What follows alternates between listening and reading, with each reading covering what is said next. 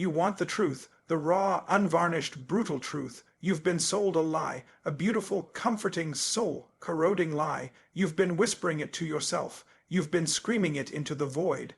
No one cares, no one sees me, no one's coming to save me, so what's the point? And from that lie, you've drawn the only conclusion your tired heart can manage. If no one cares, why should I? If no one sees, why should I strive? If no one's keeping score, why shouldn't I just lie down in the soft grave of my excuses and rest? You think that's wisdom, that's surrender. That's the white flag of a spirit that got tired of getting hit and decided the war wasn't worth fighting. So let me give you the truth that will set your soul on fire or break it forever. You are absolutely right. No one cares. They don't. Not in the way you want them to. Not with the obsessive, undivided, saving attention you crave. The world is a busy, screaming, chaotic marketplace of people trying to get their own needs met. Your boss cares about your output. Your customers care about their result. The crowd cares about the show. The world looks at you and asks one simple, brutal question: what can you do for me? And you've been sitting there in your quiet resentment, waiting for someone to ask, how do you feel? What do you need? Let me take that burden. You're waiting for a parade for showing up.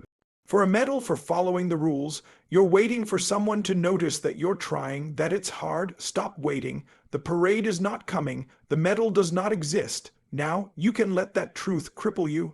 You can let it be the final proof that life is unfair, that you're a victim, that the game is rigged, or you can let it liberate you. You can let it be the most electrifying, powerful, terrifying realization of your life. If no one cares, you are finally, utterly, absolutely free, free from the need for permission, free from the hunger for applause, free from the chains of their opinions, free from the desperate hope that someone will see your pain and make it better. No one cares. Good. Now the only audience that matters is staring back at you in the mirror. The only scoreboard is the one in your own soul. The only approval you need is the silent nod you give yourself when you look at what you've built, what you've endured, what you've conquered. You say, no one cares, work harder. You think this is about harder. You think the answer to your numbness is just more grinding, more sweat, more years of thankless toil. You're wrong. That's the path of the martyr, and the world burns martyrs for fuel. This isn't about working harder. It's about working differently. It's about working with purpose instead of for praise. It's about building with sovereignty instead of for salvation. Because here is the second, greater truth.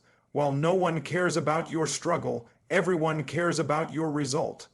They don't care about the 1,000 punches you took in the gym, but they will stop and stare at the championship physique. They don't care about the 3 a.m. anxieties, the rejected drafts, the lonely nights of study, but they will line up for the genius solution, the beautiful art, the transformative idea. They don't care about your tears in the car, but they will respect the empire you built from the ashes of your despair. The world is a ruthless, magnificent judge of outcomes. It is indifferent to process. Your pain is your currency, your discipline is your language, your result is your voice. And when you speak with a voice that's strong, that clear, that impactful, then they will care, not because they love you, but because they need what you have. They are drawn to the heat of your flame. They have to listen to the thunder of your achievement. So the question shifts. It is no longer, how do I make them care about my journey? The question becomes, what result will I create that is so undeniable, so powerful, so useful, so beautiful, that it forces recognition? What will I build that makes caring irrelevant? This is where you find your power. Not in their validation, but in your own creation. You are the sculptor, and your life is the block of marble. Right now, you've been sitting there, complaining that the marble is cold, that the chisel is heavy, that no one is cheering you on. Meanwhile, your masterpiece is trapped inside, waiting. It is waiting for you to stop crying about the conditions and start swinging the hammer. Work harder. No, work clearer, work truer. Work with fury and focus on the one thing that only you can bring into this world. That thing that gnaws at you in the quiet, that problem you see that no one else seems to, that spark of an idea that feels both impossible and inevitable, that is your compass, that is your reason, not their care, not their applause, your contribution. You want to know who truly doesn't care, the version of you that you were meant to be, that potential self, that giant sleeping inside your skin. That version doesn't care about your excuses. It doesn't care about your fatigue. It doesn't care that it's unfair. It only cares about one thing, expression. It wants out. It wants to live. It wants to breathe and build and fight and love in the real world. And every time you choose self-pity over action, you are betraying that giant. You are keeping it in chains. So feel the anger good. Now direct it, not at the world for its indifference. Direct it at the part of you that still expects a participation trophy. Burn that need for external validation to the ground. Let its ashes be the fertilizer for something new, something resilient, something unshakable. This is the warrior's mindset. The warrior does not fight because the crowd is roaring. The warrior fights because the fight is in his blood, because to not fight is to dishonor his own spirit. He finds his love in the discipline, his tribe in other warriors, his reward in the integrity of his own effort. The world is not your mother. It is your arena. It does not owe you comfort. It offers you opportunity. The canvas is blank. The clay is wet. The code is unwritten. The market is open. The field is empty. And no one is going to hand you the brush, the tools, the capital, the playbook. You have to take it. You have to declare yourself.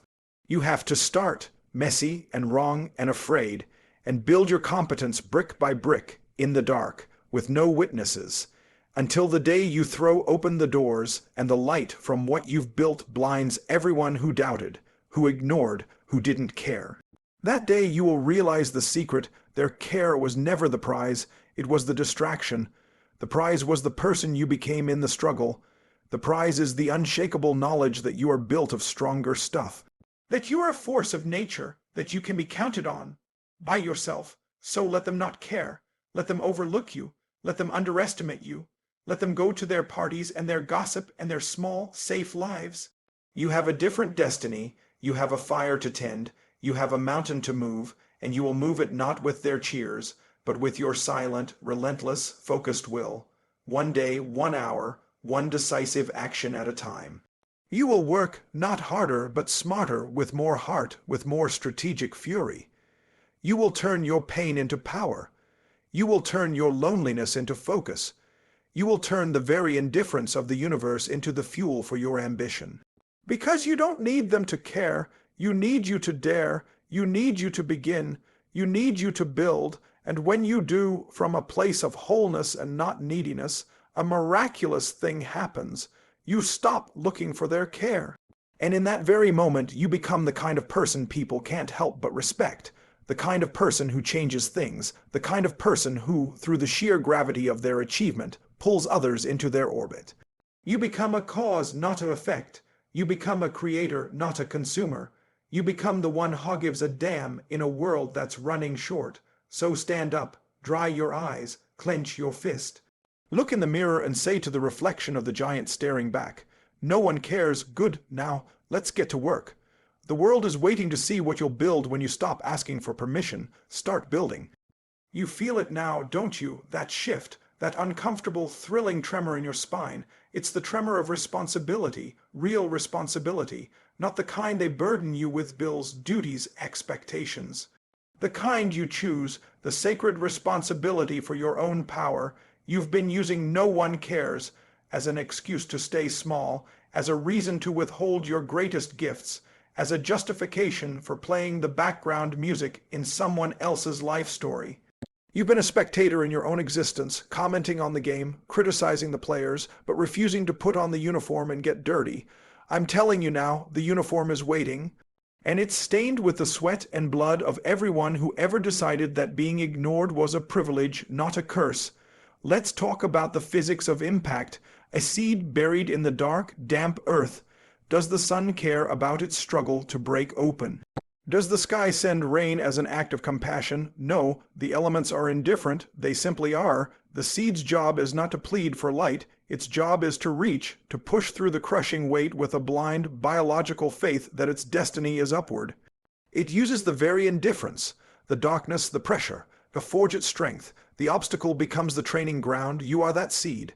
The weight of the world's indifference is not your enemy, it is your resistance training. It is what gives your eventual emergence its tensile strength. A plant grown in a perfectly controlled, caring greenhouse is weak. It snaps in the first real wind. But the oak that fights for every inch of sunlight, that weathers storms, that is ignored by the forest until one day it is the tallest thing for miles. That oak becomes unbreakable, it becomes a landmark. You must fall in love with the grind because it's lonely. You must find the sacred in the silence because no one is cheering. This is where legends are forged, not in the spotlight, but in the shadow. Not in the roar of the crowd, but in the quiet roar of your own breath as you push past what you thought was possible. This is the alchemy of solitude. You are taking the base metal of your pain, the loneliness, the feeling of being overlooked, the ache of insignificance, and you are transforming it in the private furnace of your discipline. You are turning it into gold. The gold of self-reliance, the gold of a vision that needs no committee to approve it. The gold of a spirit that cannot be bought, sold, or swayed because it was minted in a place no one else had access to, your own relentless will. Think of the great ones, the artists, the inventors, the pioneers. For years, often for decades, they lived in the no one cares zone. They faced ridicule, silence, poverty of attention. They didn't have a fan club. They had a certainty that buzzed in their veins louder than the doubt of the entire world. They understood that the crowd's opinion is a lagging indicator. It only recognizes what has already been proven. Your job is not to follow the indicator. Your job is to create the new reality the indicator will eventually point to. So what is your certainty? What is the idea, the skill, the mission that hums in your soul with a frequency so true that even the thunder of the world's apathy cannot drown it out? Find that. That is your compass. That is your why. That makes the no one cares irrelevant. Now, let's get tactical. Let's move from philosophy to fire. If external validation is off the table, you need a new fuel source. You need an internal scoreboard. Forget their applause. Measure this. Did I do the thing I said I would do when no one was watching and nothing was at stake? Did I choose the harder right over the easier wrong when the only witness was my conscience?